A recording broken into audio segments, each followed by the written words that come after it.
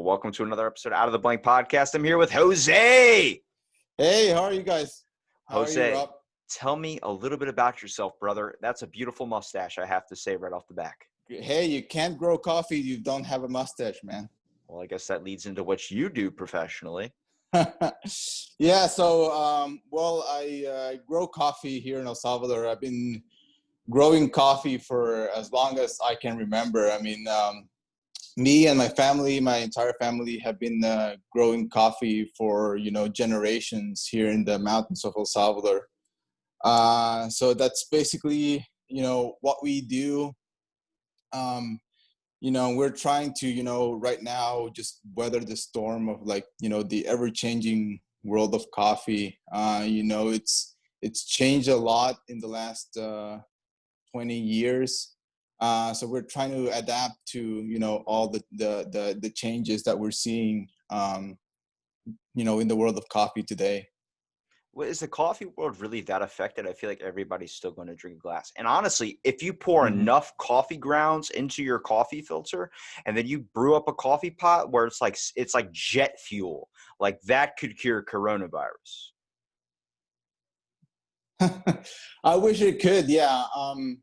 It's difficult for, as, let's start with like the world. So, there is a lot of people that drink coffee, but, in the majority of the world, there's more people that drink tea. So honestly, there's a lot more tea drinkers than coffee drinkers. If you think of countries like, with big populations like China and India, those are, coffee drinkers and tea drinkers. So, there's still a lot of people that, prefer to drink tea over coffee, like a hot beverage. And there's a lot of people still that, don't drink coffee at all, believe it or not. I couldn't imagine my life without, drinking coffee. But, there's still a lot of people out there that, don't drink coffee. And besides of that, the market that we sell our coffee to, because, compared to like the big farms in Brazil and things like that, we're growing on the specialty side of coffee. So our coffee is considered more like gourmet coffee. So, the market for that is smaller, as compared to the world consumption of coffee.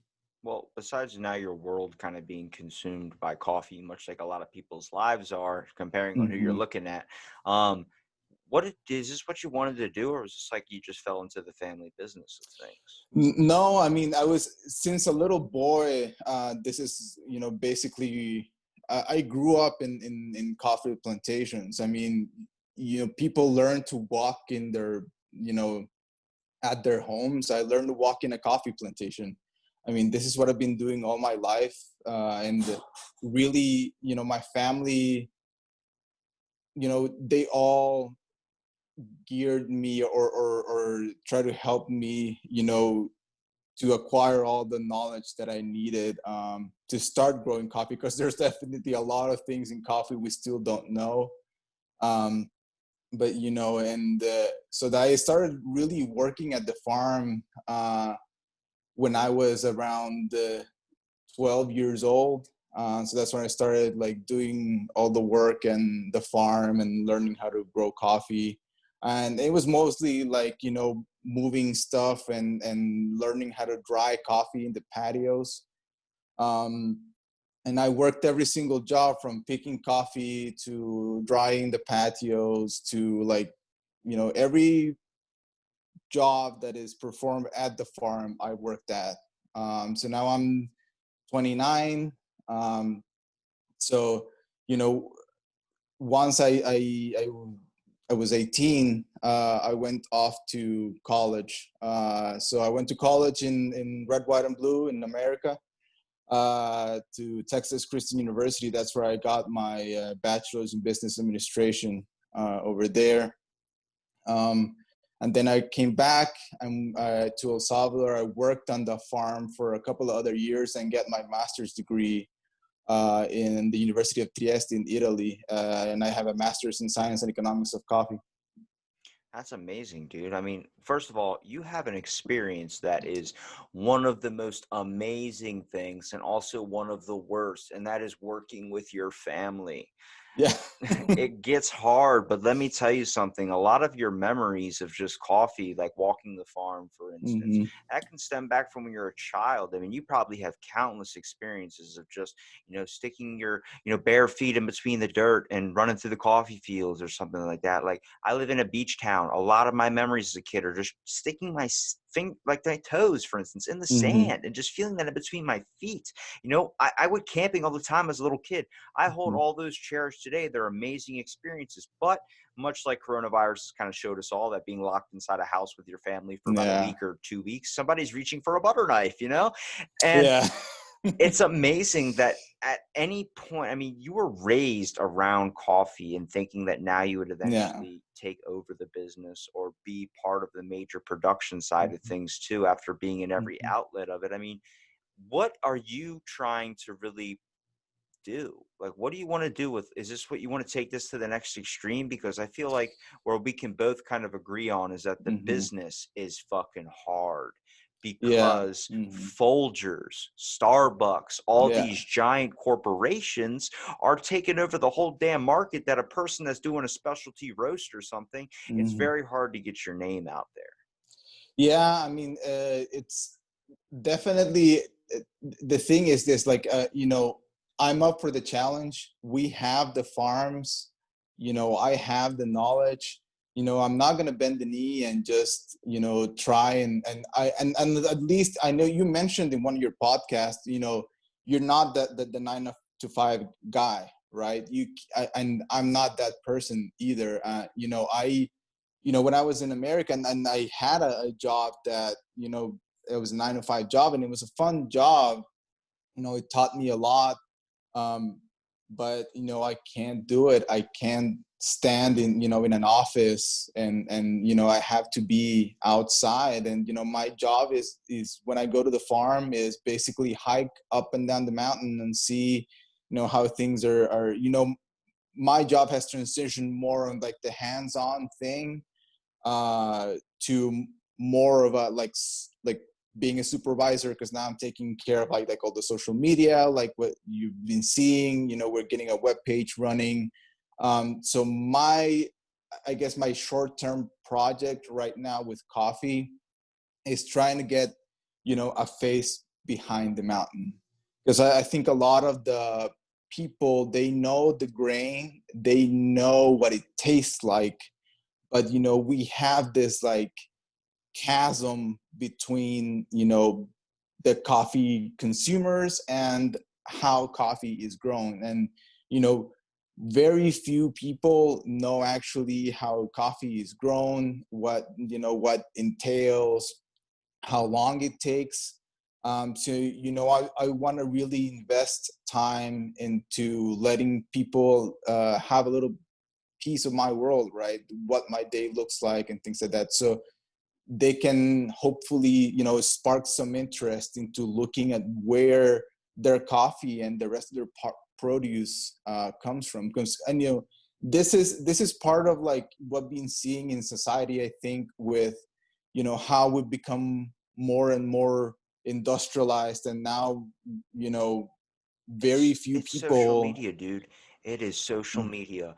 Look, Mm-hmm. I bet you $20 that when I freaking invited you on to do this podcast, you're like, who's this guy that's like, got a following and got this type of stuff? He's like, he's coming to me. I don't have as much followers as him. It's always that comparison.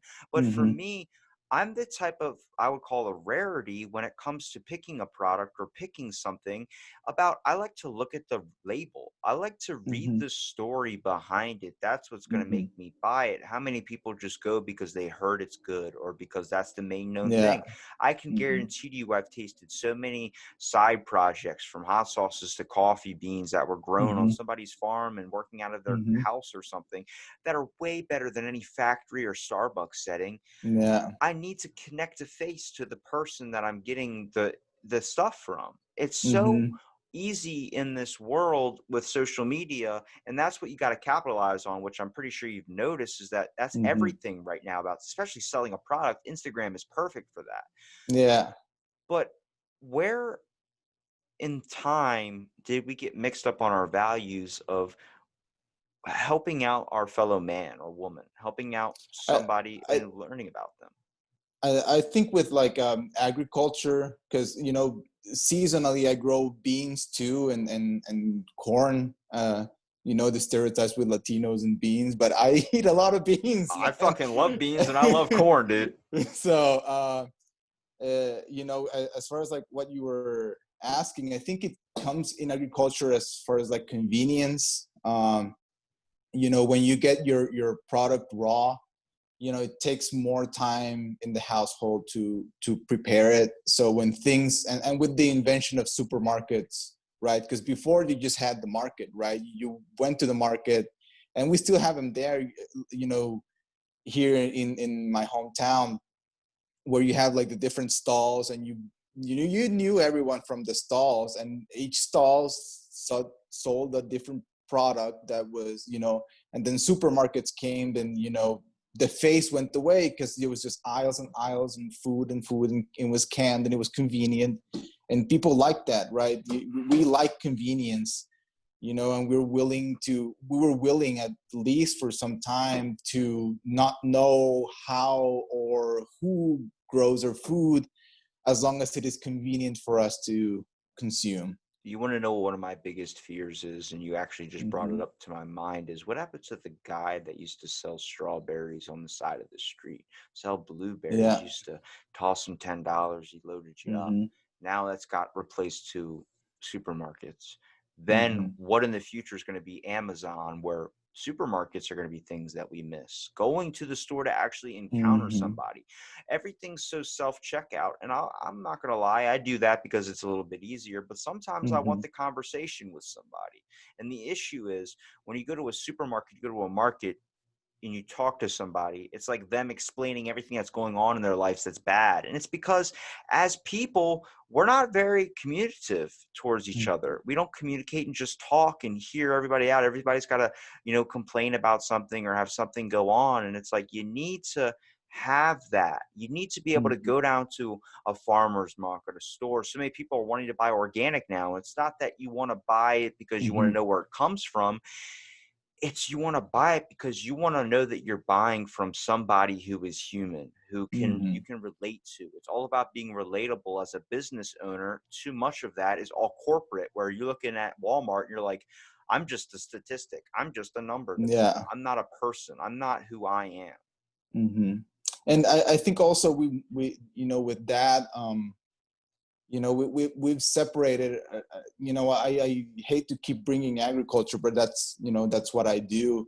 If we trace our family history, we all come from agriculture, because we all had to grow our own food. We all had to, hunt and gather, and then eventually, agriculture as kind of the way we know it now came into about. And because we were able to make the same square feet of land more productive, is that we were able to tell some people, okay, you are good at growing food, you grow food, I'm going to go sell stocks, right? So that's how we became more specialized. But for the longest part of our history as mankind, we were all growers. We were growing things and hunting things. And it's crazy to me to think, um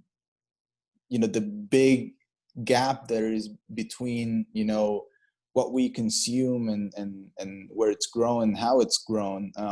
I think more you know people need i, to be growers on the I think mm, we're built as that. We're built as these mhm, survivors, and we've just made it too easy by getting disconnected from our source. And I think, like, mhm. how many times have you heard someone say, "Well, I grew this in my garden." It's like, Yeah, that feeling, that energetic feeling, like, it's "Holy pride. shit." It's Yeah. That's what people Hmm. need, and we're not Yeah. having that when we buy something from a store. Hmm. Yeah. And it's it would be difficult for coffee, because it's for what it is. But I tell everyone, and if you are watching this podcast, if you can learn something about agriculture, and try and grow something in your yard, and it might not work out the first time. I definitely had a lot of run-ins with tomatoes.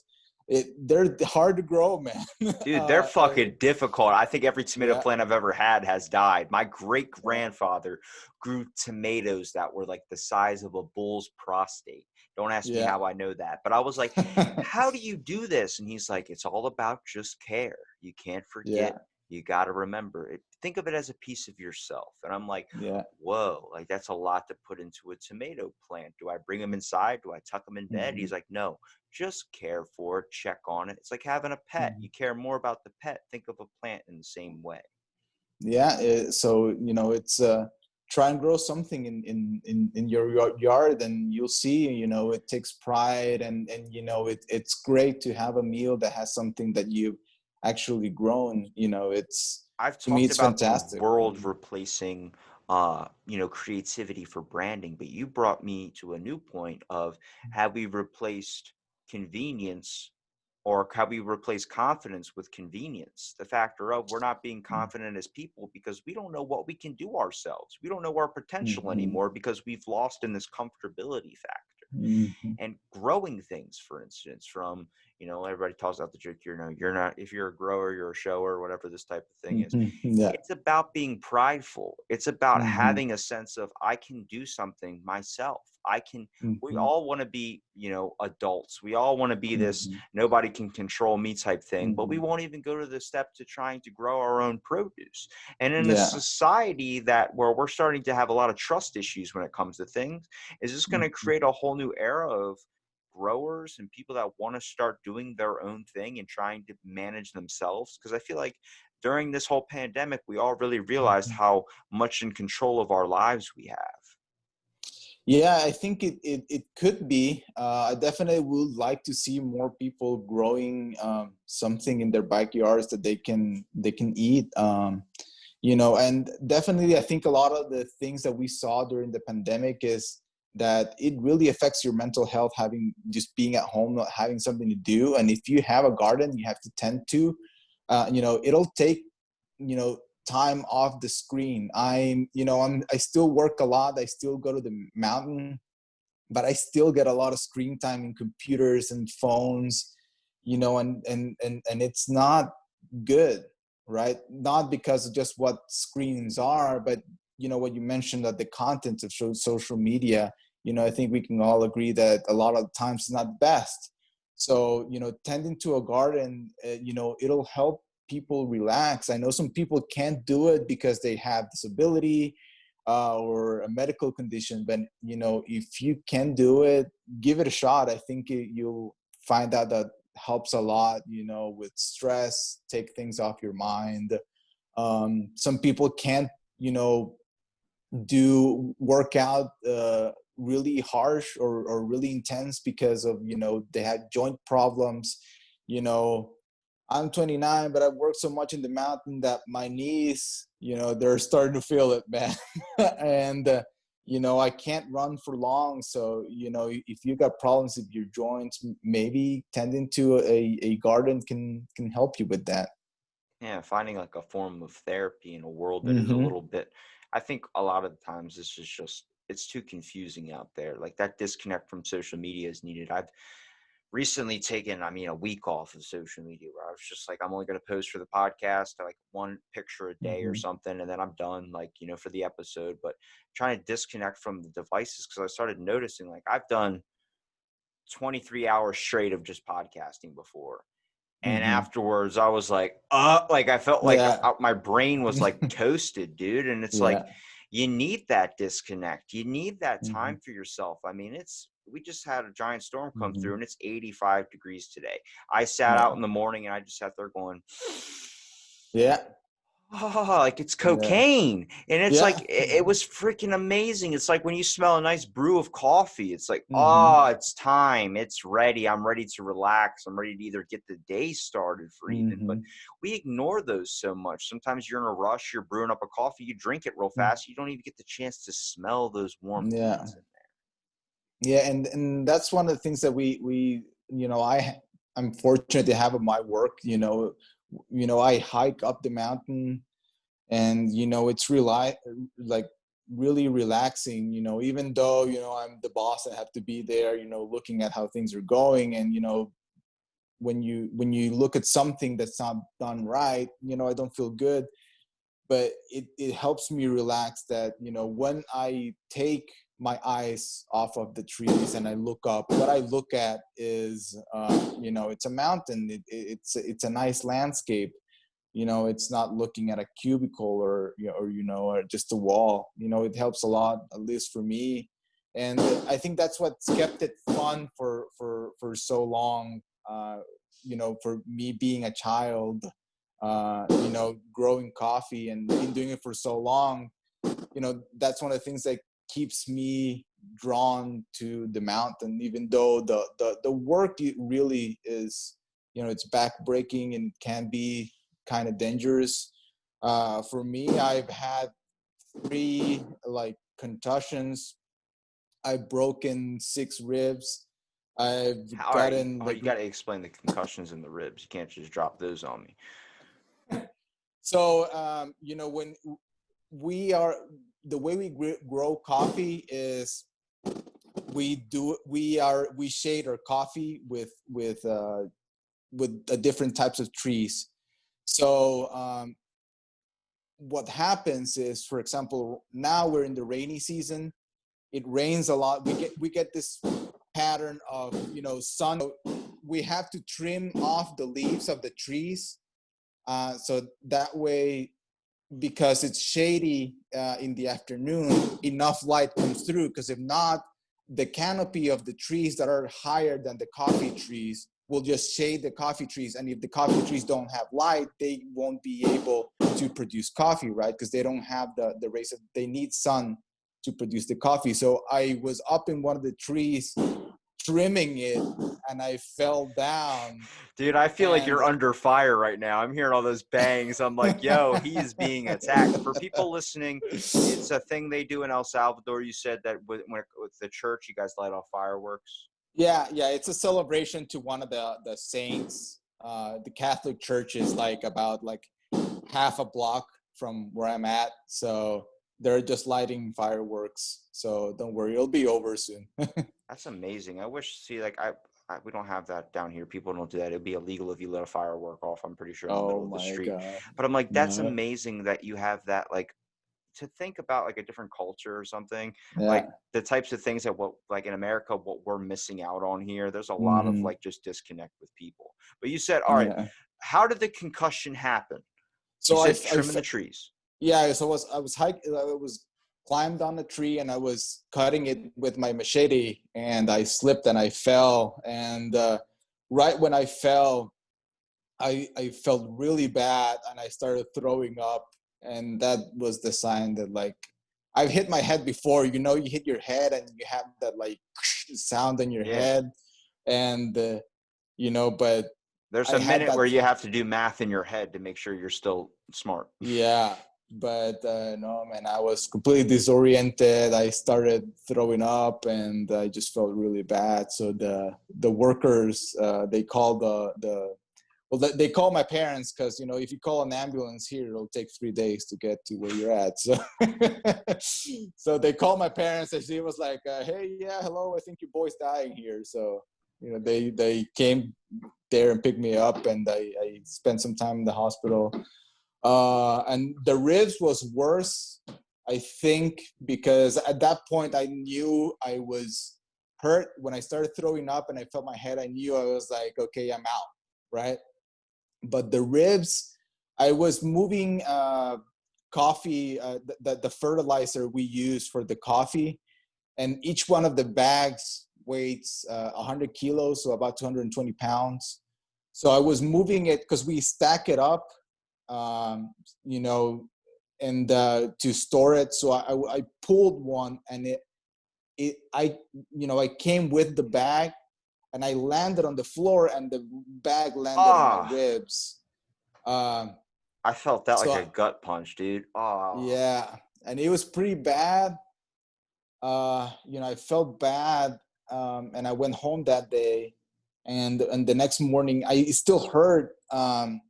So I went and got on the X-ray, and then I went to the farm because we still, we had to move all that fertilizer. I had to get a truck with about 200 of those bags to the farm, and we had to load the truck. So I'm loading these trucks, and I'm feeling like my ribs are like really weirdly moving, and I'm mm. like, and then my mom sends me a message of like, "You're done, bro. Your ribs are broken." But then at that point, I've been moving like the coffee bags all day, and That's funny you said that because I went to a chiropractor recently and I was always deathly afraid of it. And as he like you lay on your stomach and he starts pressing into your back, he's like deep breath. mm-hmm, He does it and it makes like this loud pop, and then I'm like, mm-hmm, ow. And he goes, "Have you ever broken your ribs?" And I'm like, I have not broken my ribs at all. I have not done that. I bruised mm-hmm, them.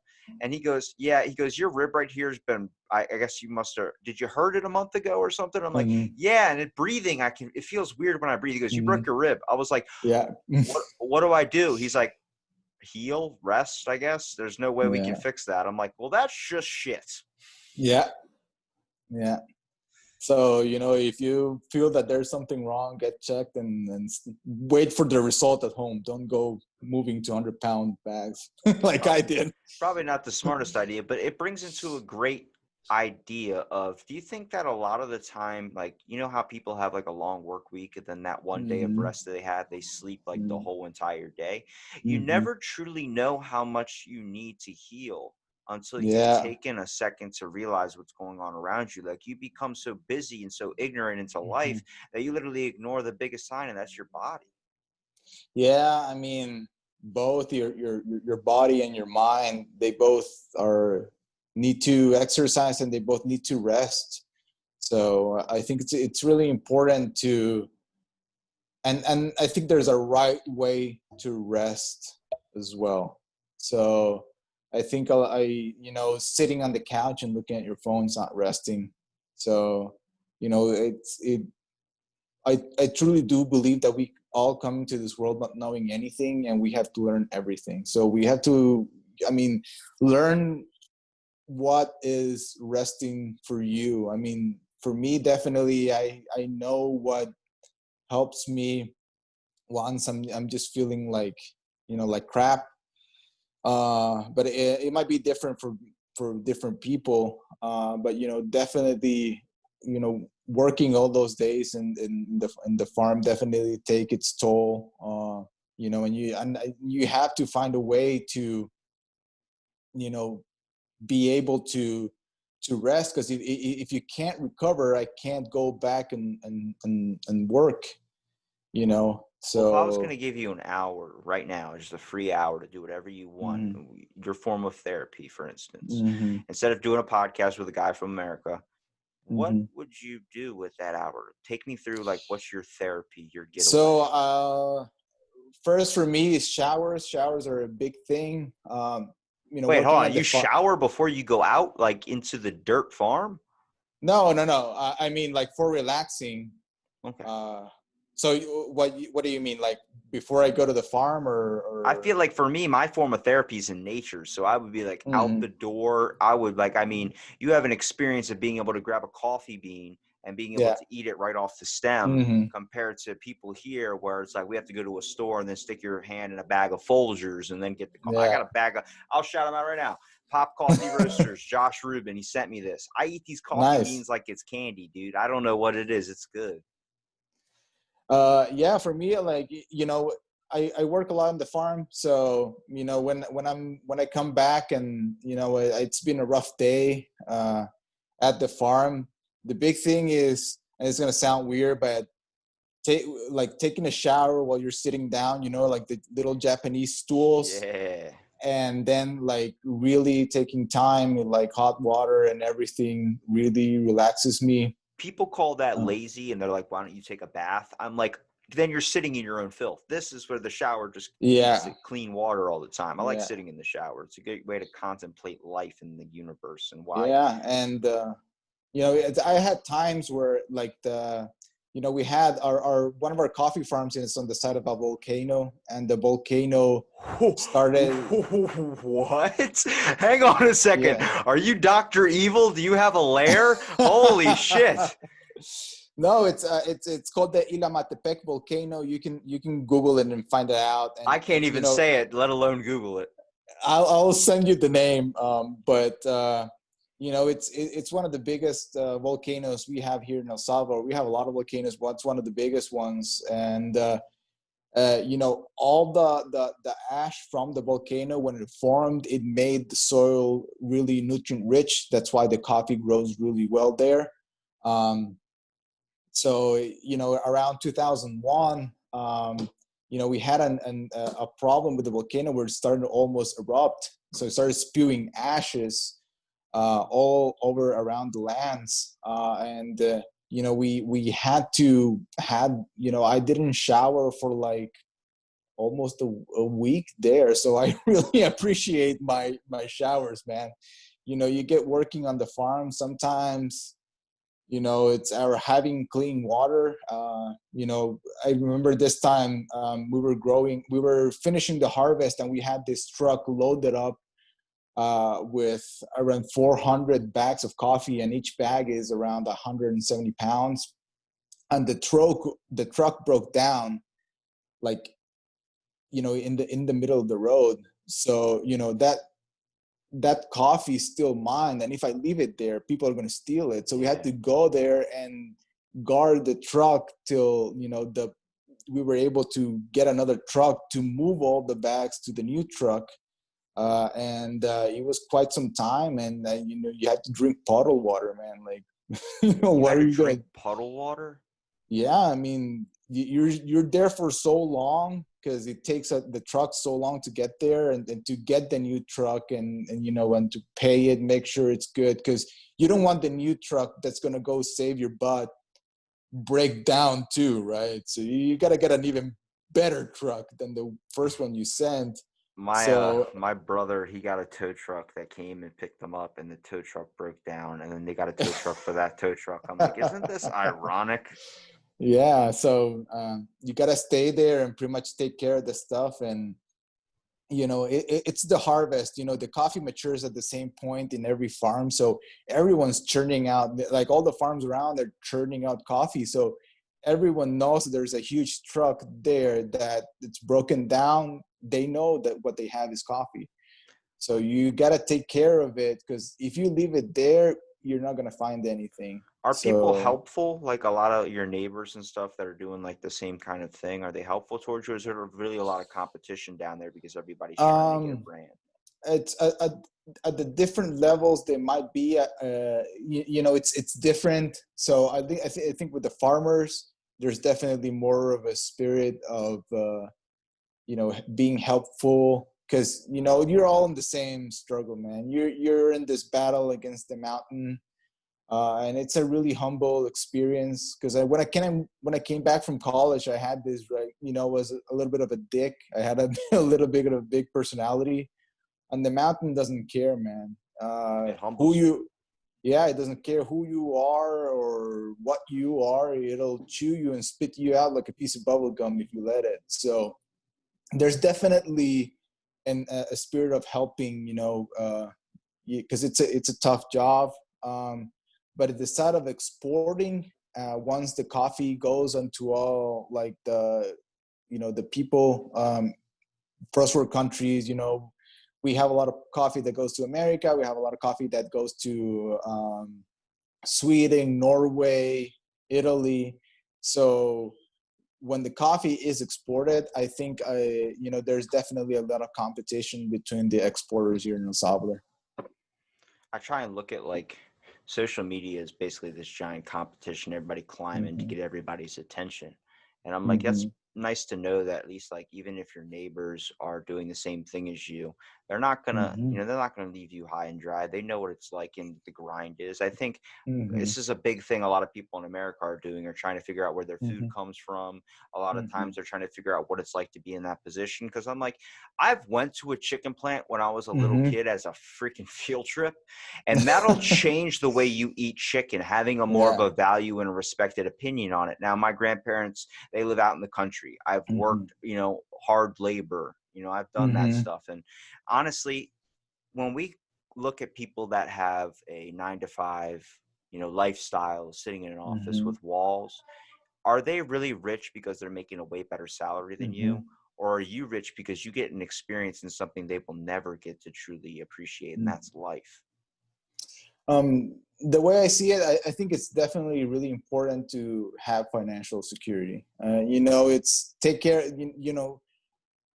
You should all strive to take care of your family, take care of your bills, because it's I'm not gonna sit here and you know I can't say it because I had experiences in my life that I definitely have been able to withstand because we've been able to save money for. My stepfather last year, he passed away from cancer, and his treatment, it was very expensive, and we don't have the health insurance thing you guys got in America.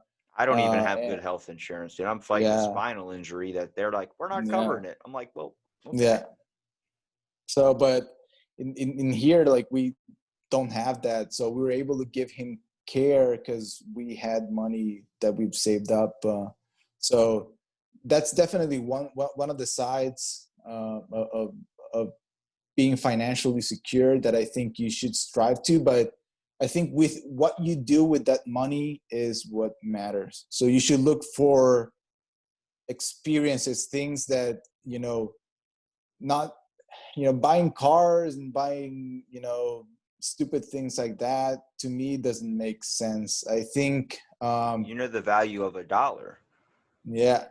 So I think to me having those experiences really helped, and then that's one of the things that I think my parents really why they wanted me to go out and study abroad is because of the experience. What you learn in the classroom might be one thing, but having lived in America and having lived in Italy really helped me change my perspectives and see the world differently. Because the coffee farm is fun, but there's a big world out there, man. And if you don't have those experiences, it really will detract from what you can be. And you don't necessarily have to travel abroad. I don't not everyone can do that, but I think you can have experiences by the people you choose to have around you. So if you're focused on having people with the same values, even though you might not have the same agree on the same subjects directly, or having a diverse group of friends, you might be able to have those experiences through the experience of someone else, right? So, and that's one of the things, I know people that they live their life with $1 a day, and I've known people that own big companies. I've the program that I studied in Italy is a program that is it's co-taught by the University of Trieste and Il Café, which is one of the most specialty and roasters of Italy. And we met all the guys there, Andrea Ili and all the guys over there that run that program, and having those experiences of having met so much different people, I think really picking their mind and having a little piece of that for you really helps and shape a better part of you. So. what's like knowing the value of something too. When you look at like Bill Gates or something, for instance, even though Mhm. everyone hates him right now because they think he's something with coronavirus, but Mhm. the whole factor of that man spends like $5 on like shirts and clothes and stuff because he knows the Mhm. value of that money can be put elsewhere to future Mhm. things that would make him more happy. People that buy fancy cars and all these types of things, I look at it like you once you start getting money, you Mhm. start spending a lot more than what you used to. Like Mhm. if you only have a $5 budget for a week, you're going to spend like $1 a day. There was a point where I was gathering Mhm. quarters around just the house and coins and trying to use that and buying a Yeah. dollar drink a day. That was it. Just a dollar drink would be my purchase. Yeah. And that and a little bit maybe of like $5, $10 a week for gas. But then once I Mhm. started saving all my money, I try now to make sure I don't ever Mhm. lose that. If I go to a store and it's like it's $4 here, Mhm. but then right across the street it's $2, Mhm. I'll walk across the street and get the $2 Mhm. purchase. I started even like people are like, why don't you have your money? Treat yourself, buy shirts, buy this, buy that. I'm like, Mhm. why would I do that at one point? Something might come up where I need to use it. For instance, like, I had somebody get ill in Mhm. my family, trying to Yeah. pay for hospital bills. I had somebody's car break down. It was $800. I just tossed it out like it was nothing. There you go. Because I Mhm. consider it a safety net. You find Yeah. value in things that you want to keep and things that you would cherish, Mhm. not things that'll be flashy for a month or a year. Yeah. I mean, the whole thing about buying like stuff like $500 shirts to me is stupid. And besides, it won't last me a day because Work at a over there at farm. the mountain, you know, why would I wear those shirts there? So Next thing you know, you got like Versace clothing on and some ash hits you, and you're like, well, this is ruined. yeah, I mean, it's that's I wash my pants like once a week, the ones I wear to the mountain, because if I wash it the same day, the next day it'll be the same. So why keep washing the same pants if you're just gonna be covered in mud, especially now that it's raining a lot here. So Yeah, yeah, people it doesn't make consider sense. buying all these fancy equipments and all these things. Like, I know people that like they'll get into a hobby. Like, I got into photography for a little while. I was Hmm. doing just photos on my phone and but just Hmm. putting them through an Instagram effect. But I would set up a scene. I found rocks that are still in my car, and it's been Hmm. 4 years since I basically Hmm. last did this. But I call it Rock Stack Sunday. I would stack a bunch of these flat rocks. So now I just have these random rocks in my car, but I would set them up and take a cool photo, like in between the two Hmm. yellow lines on the highway. And I would take like Hmm. a low shot of it. And my buddy was loving it so much, and people were loving it so much. Then my buddy just starts tossing out like 6 grand on professional camera equipment and then starts Yeah. acting like he knows everything and that he's the best. I'm like, dude, my photos are from people's like words saying that mine were better than his because it's not about what you have, Mm. it's about how you use it. You got to Mm. utilize the things that you have. If you don't have a fancy truck, if you don't have an airplane to ship your coffee, you find a way, whether it's a bike, whether it's a Yeah. wagon, whether it's a horse, whether it's whatever. Yeah, I think I mean it speaks a lot louder for a person to do more with what they have than like, just to basically buy their way into, where they're at. I have a little bit of experience with photography, and that it comes into my mind. I'm working on a photography project right now of coffee. It's called La Cosecha, the harvest. Are you going to make it Um, sexual at all? Because, like, with the growing and the showing joke, you could have a calendar with a lot of people holding up coffee and like sexy images. no, it's mostly like documentary work. Oh, So documenting the work in the mountain. There's gonna be a point in my life where my body will not allow me to hike the mountain. So I want to keep those memories, for me. But I actually use film. I have film cameras that I use for that. So because they're cheap, and the camera that I use doesn't use batteries, so I don't have to worry about running out of batteries in the mountain. do And you need voiceover work? I don't know yet, I but can I picture it. could.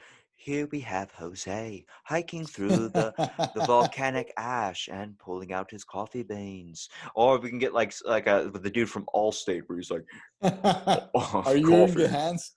Are you in good hands? We'll try coffee. Dip your hands in these beans. That whole thing. that'll be funny.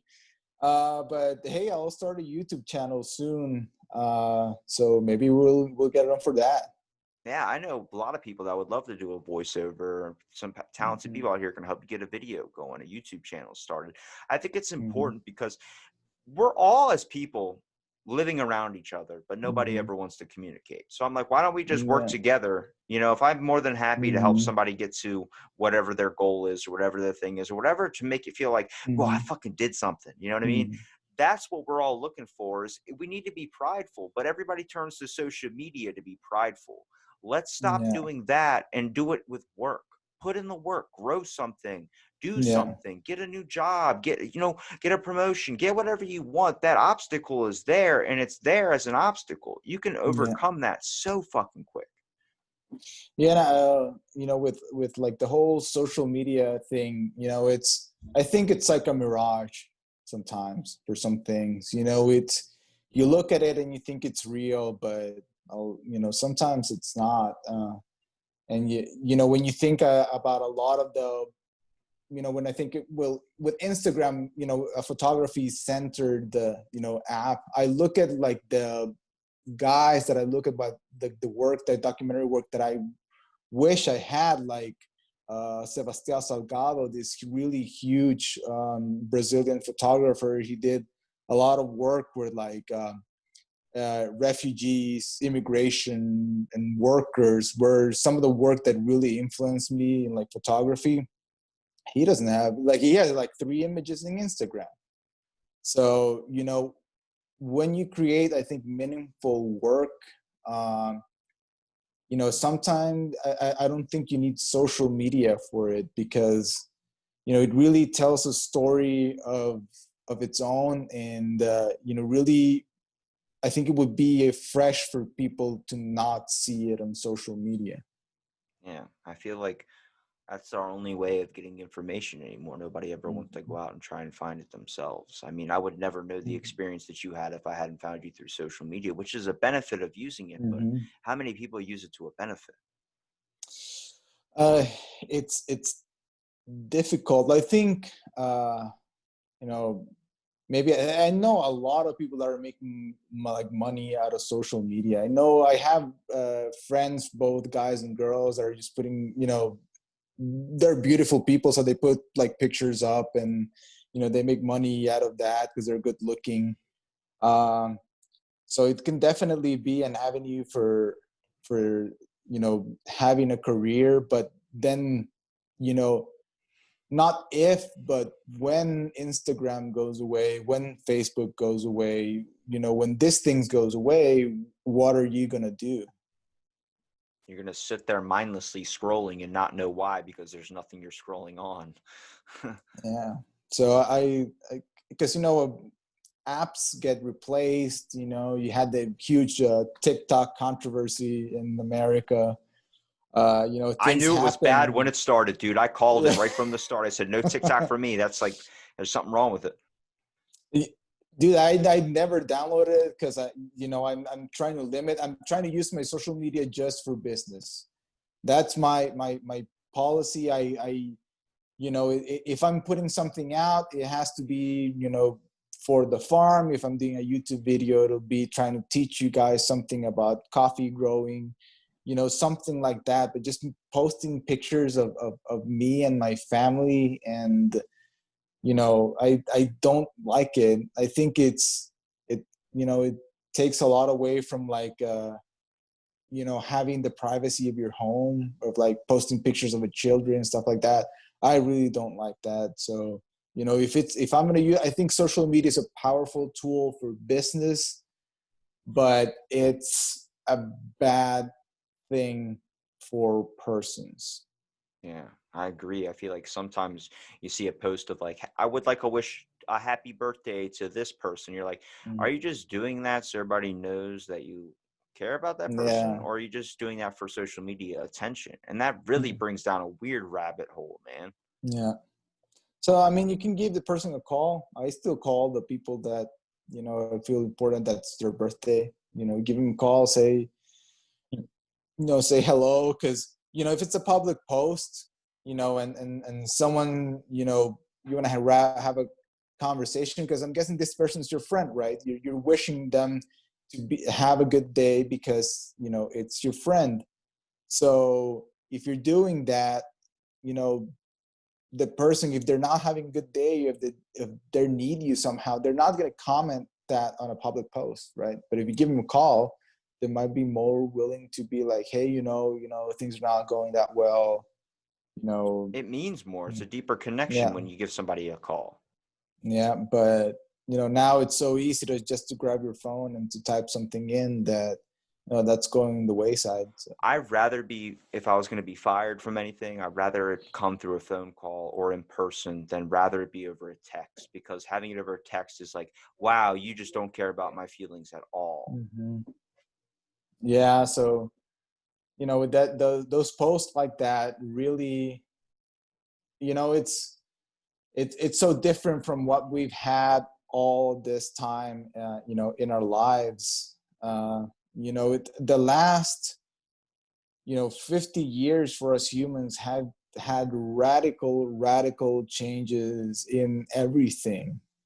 I mean, the way we eat, the way we, well, dress, the way we speak, the way we date, man. Tinder was crazy when it came out. I It's still mean, fucking crazy. I it's swiped right on a pizza slice, dude. Some person just put up a picture of a pizza I would have slice. swiped right with a pizza slice as well. So, but it's crazy. I mean, to me, it's crazy that you're just gonna meet up with some person you don't know, and you know, We all need to aspire to have, when we walk into a room, somebody lighting off fucking fireworks. That's what needs to happen. I would love that. I feel like eventually it'd be like 2 o'clock in the morning. You walk into a room, somebody lights a firework off. Like, dude, give it a rest, man. yeah. I mean, But having that love and admiration for something that's a beautiful thing. yeah. Yeah, it's with relationships. I know it's changed our, the internet has changed, our relationships so deeply. I mean, I remember when the whole thing started, and you had to connect, and your phone did like your speakers did the weird sounds, and you had like message boards and all. That's all you had. That was the first social media. It was so different than from today, because can you imagine trying to tell someone from that, like from that point of the internet, if you could go back, like what likes were and things like that? It's so weird. Back before life was evil. Yeah, like double tap my message board, like Double what the tap the pain away. heck. All of it, just Yeah. double tap. So Well, Jose, uh, dude, I think you've given me plenty of your time, man. I seriously appreciate you for, first of all, not even, 10 minutes after I sent the invite, you were like, yeah, what's up? What's going on? I appreciate you for, listening to an episode. I know it comes off in a text as bad as like, hey, just mhm, listen to an episode, but it just shows the best of what I'm mhm, really trying to do here, mhm. be the genuine. And you've given me your time, you've given me the conversation, and I appreciate it, man. Please plug everything, your Instagram, everything where people can find your coffee, hopefully be able to pick up a bag. Yeah.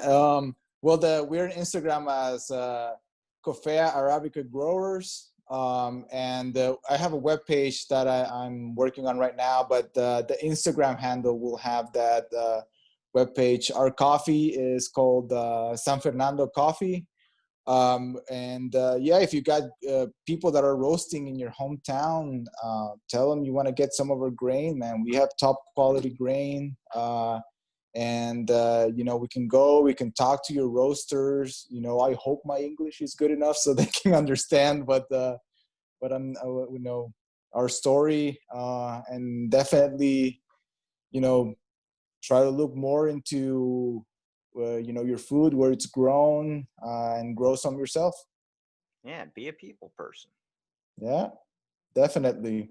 All Thank you. right. Hey, thanks so much for the time. Thanks so much for the opportunity. It was great talking to you. If you do want to do this any other time, I've got a couple of other friends that are growers here. They're definitely would love to I'm sit down and always chat. down for conversation, brother. Shoot 'em my way. I'll be more than happy to.